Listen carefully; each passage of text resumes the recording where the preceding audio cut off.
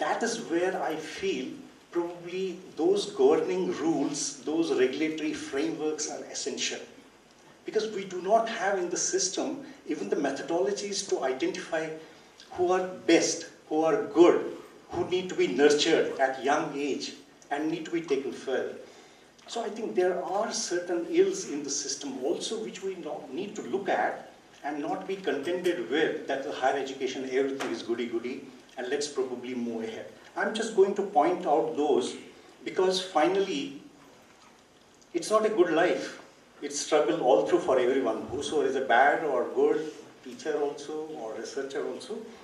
And system, the indifference of the system sometimes kills the enthusiasm of that particular person. Certain persons may survive just sheerly because of their persuasion. And there are quite a few biases in the system. The biases, the cults are, personality cults are created in the system. So these are the ills which we need to look at and identify them and probably rectify them. So I'm not against, I'm saying that whatever we have achieved, whatever we have done is excellent within the means we have in our country. And we should be really proud of that.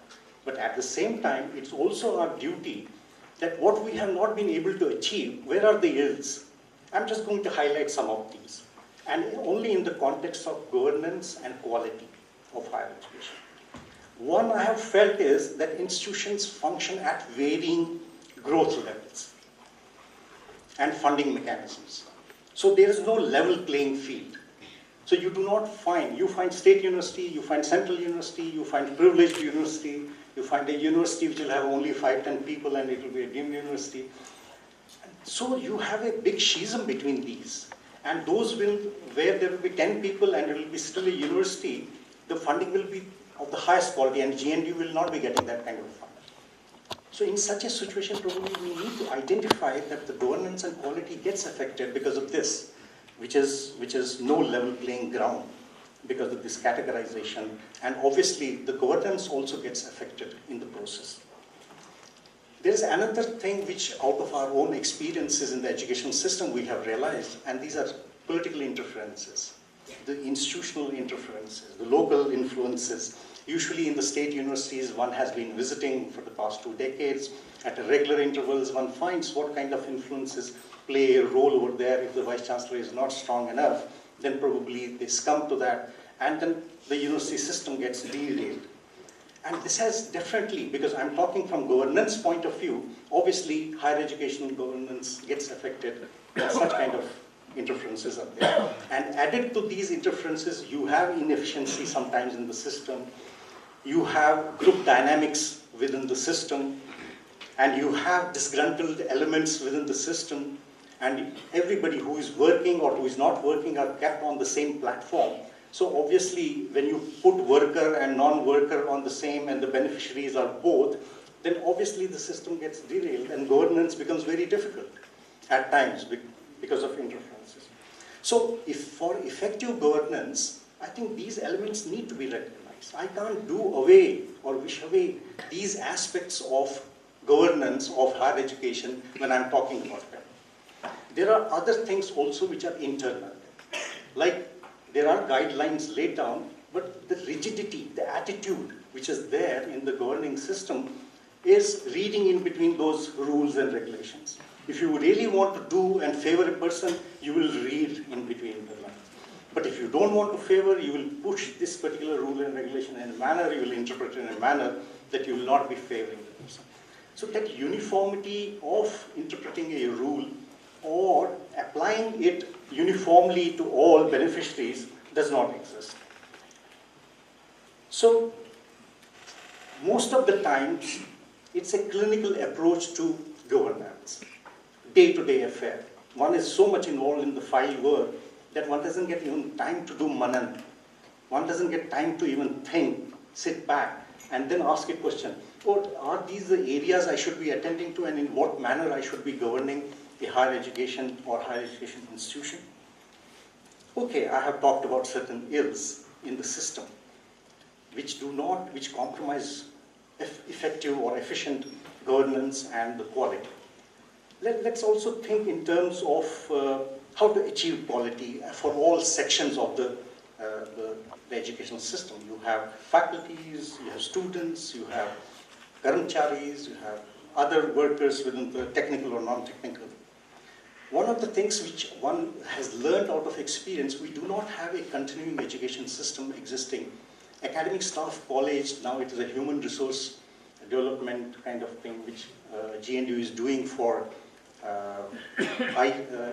ICT and e-resources. Yeah, so yesterday only, and there must be many more happening. Yesterday it was going on within the GNU. This continuing education has not been happening from Vice Chancellor, Registrar up to a Karamchari level. Because a Karamchari who would be there as a section officer or as an administrator, I'm going into the nitty-gritty deliberately, because I don't think people avoid talking about it. So I thought that why not I take the brunt of it, and I say that what actually is harming the system, higher education system, which are nut bolts within the institutions and outside the institution. And I find this continuing education and acceptability to that continuing education, because knowledge base is changing, the methodologies are changing, and we are still living in that archaic attitude of looking into things, and then it affects us.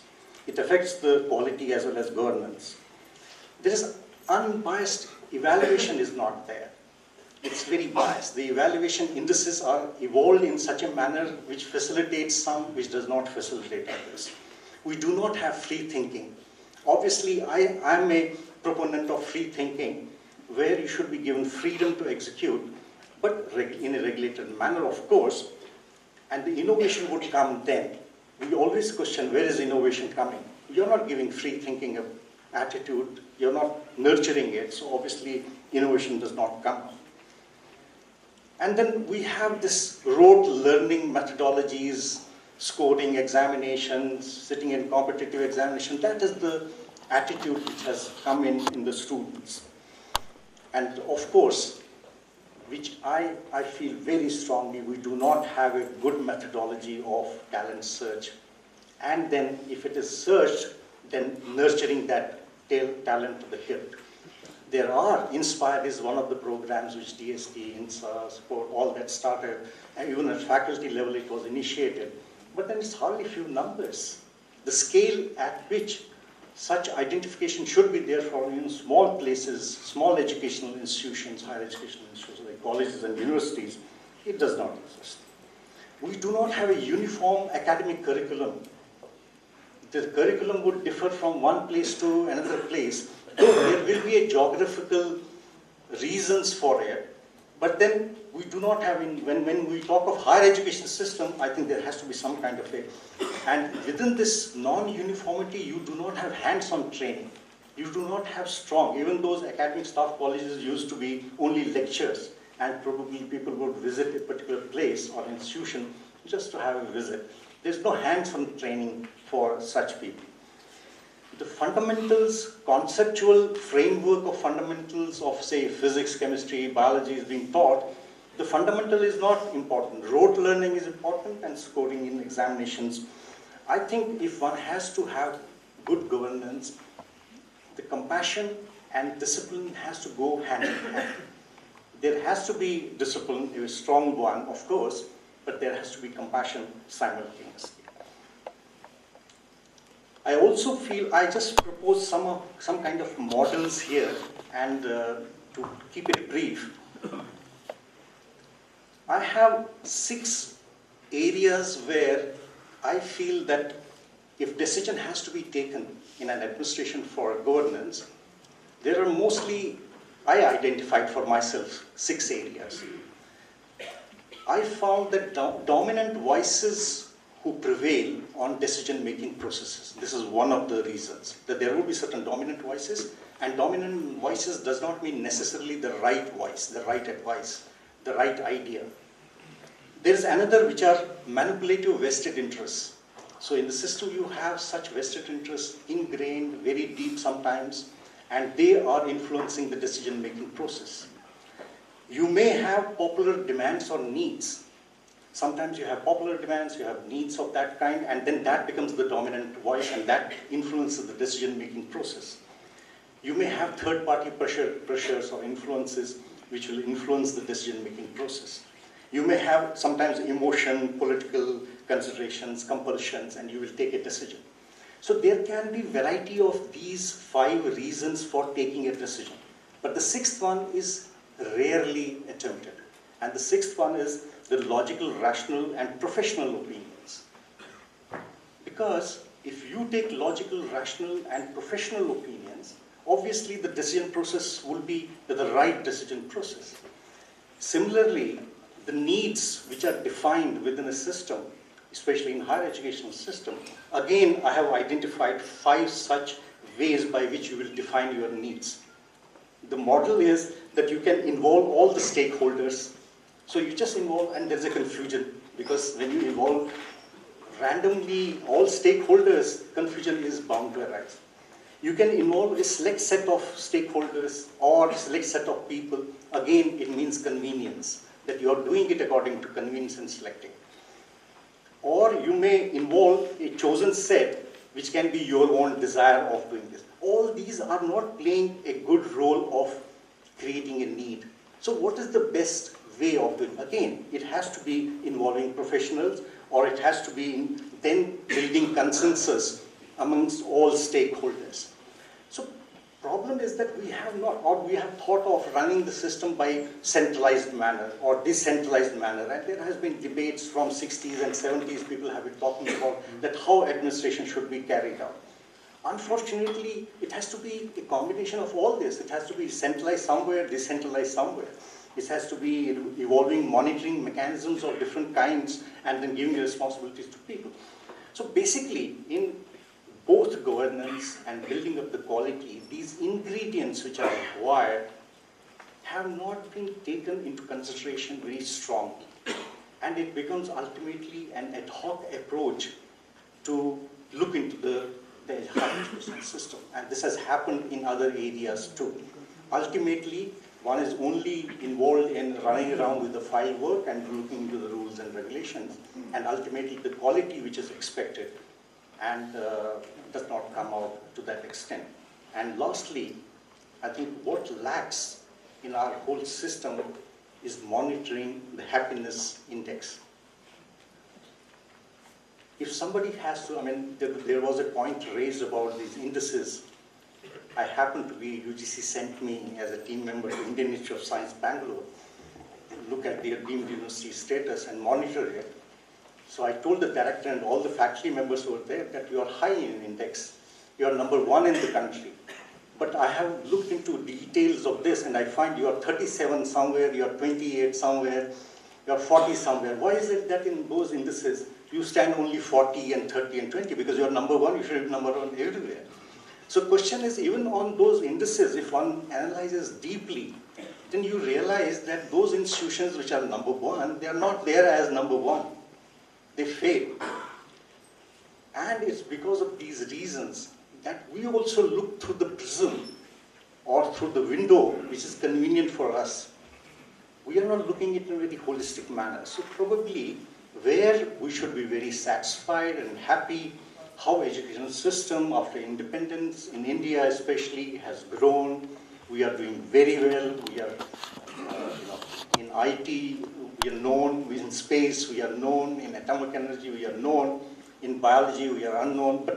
But we are trying to do something. And obviously, we need to identify what are the ills and what are the probably ways by which we could overcome.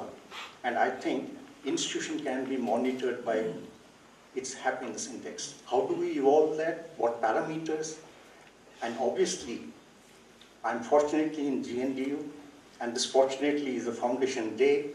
Obviously, those factors which are teachings of Guru Nanak Dev Ji, how they will be ingrained, how that moral factor is going to be brought in the educational system, besides the commitment, the dedication, honesty, if those factors which take us to the realm of spirituality, and whenever we hear that, we think that, oh, we are in religion now. I don't think so. So we are in the realm of spirituality for our own evolvement, to be committed, to be dedicated, to be honest, And then if those components are there, definitely we are going to achieve the best, and the happiness index is going to be the highest, and we will score better both in quality as well as governance. I wish you all the best for future years to come. Thank you so much.